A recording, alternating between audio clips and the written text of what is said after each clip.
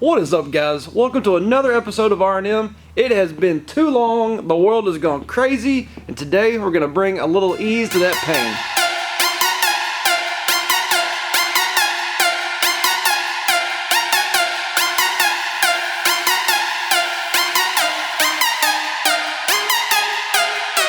My buddy Corey is on his way over to the shop, and we are going to be installing an IHC 4.6 drop on his truck. It's a 4th gen Ram.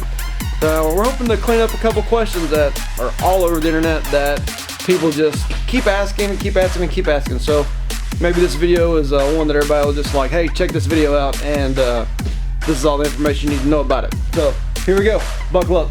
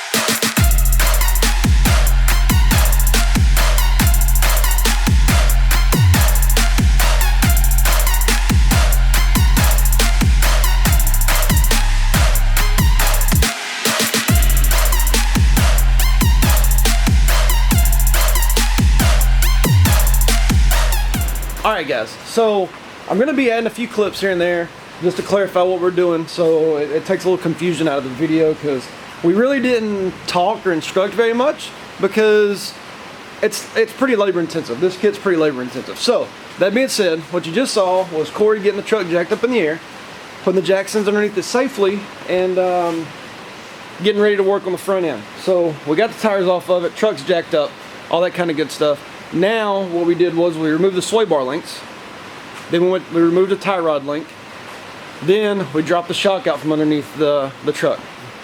Once we dropped the shock out, we put the jack up underneath the spindle, just to apply a little pressure, just enough to where whenever we undo the top control arm ball joint, it's not going to drop. I mean, it shouldn't, but you never know, so it's good to have a little pressure there. Also, you're going to undo your brake caliper and you're going to hang it up out of the way with a bungee cord. So that's what you're gonna see. Corey's gonna end up kind of struggling with it. I'm gonna end up adding some clips and ad-libbing some stuff, so I apologize ahead of time, but hold on, it's gonna be a good time. We got it done. We got the truck done. I mean, as you can tell, it's not here anymore. That's the wife's car. So that's it.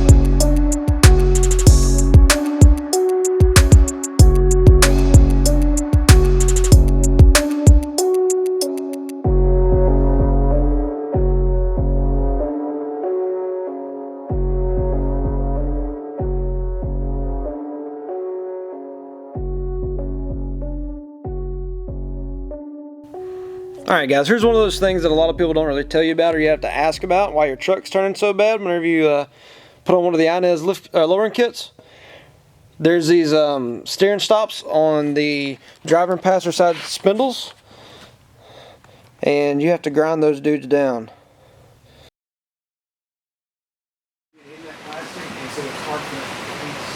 We've been at this so long, it's getting dark.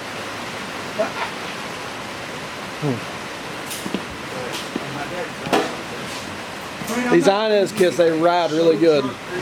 They ride great. But it is a mother getting them on. But check out the passenger side, it's done. It looks good.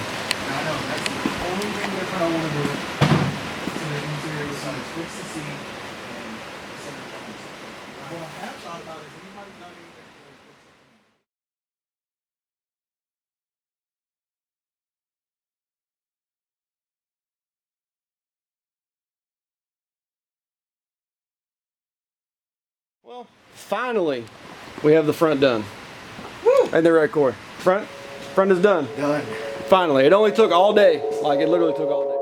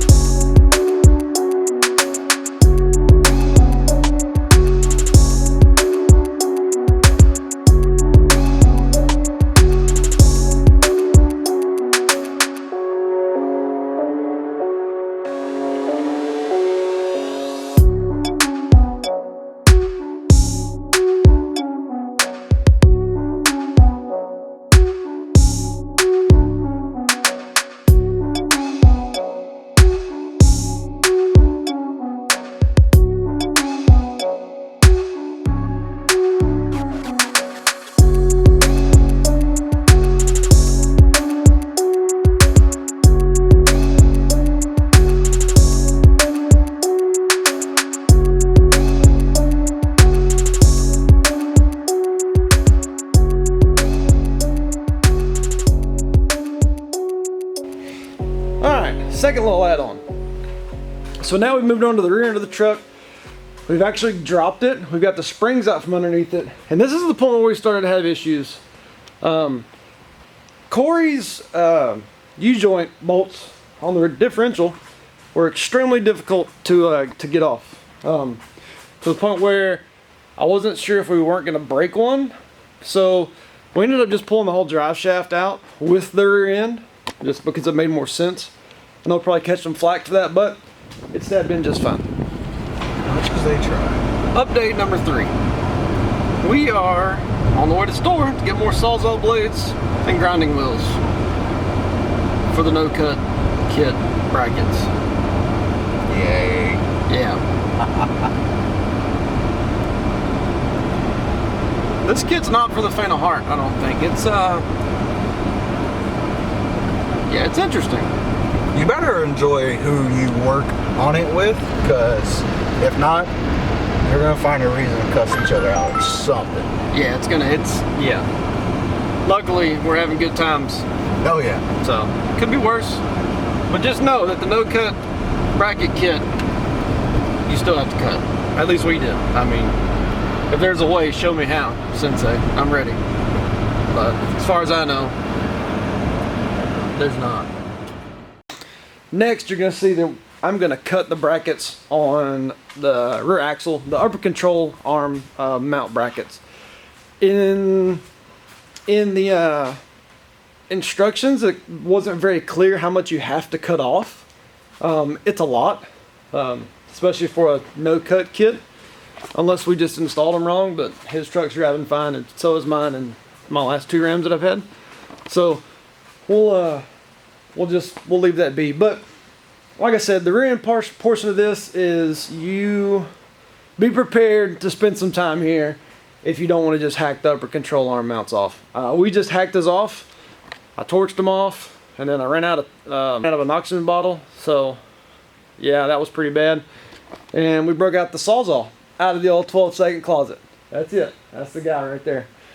Got the Sawzall out of it, got it on the axle, and cut the mounts. Then we had to run to the store because we ran out of blades and stuff. And it's also during the whole, everybody's kind of freaking out about this coronavirus thing. So going to town was a little interesting. But anyway, I'm going to continue on with the video. Bear with us. We're almost done. I keep saying that, but no. Keep watching. We're almost finished. I just wanted to go on record. He's been struggling with that inner fender wheel for an hour. Fuck you and YouTube. An hour. It's alright though. We almost got it all back together. Almost back together. Right, Corey? Yes. Oh, wait. Yeah, well, there's that part. He didn't say anything about that part. He just said almost. Again, this INS kit is a very thorough kit. I'll give them that. So, yeah. It is what it is.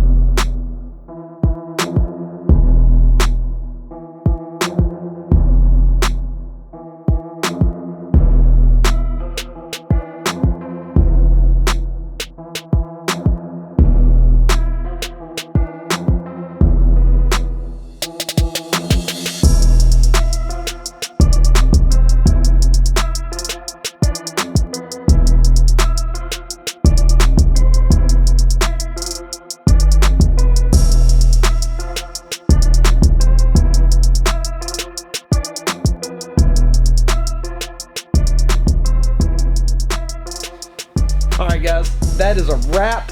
I don't even know what episode this is anymore because it's taken like 3 weeks to do this video, but it doesn't matter. Please like, share, subscribe, wherever, hit that notification bell. Follow us, come on. We need it. We need it. I appreciate it. Y'all have a great, yeah, that. Yeah, see, so, okay, a lot of you have been asking me about the INS kit, or the IHC or whatever, and there's not very many videos on it. And I can tell you exactly why there's no videos on it, because I've wanted to throw this camera about 5-10 times at least. But the good news is, we're on the home stretch. Corey is getting after it. He's down there getting after it. So, here we go. Again.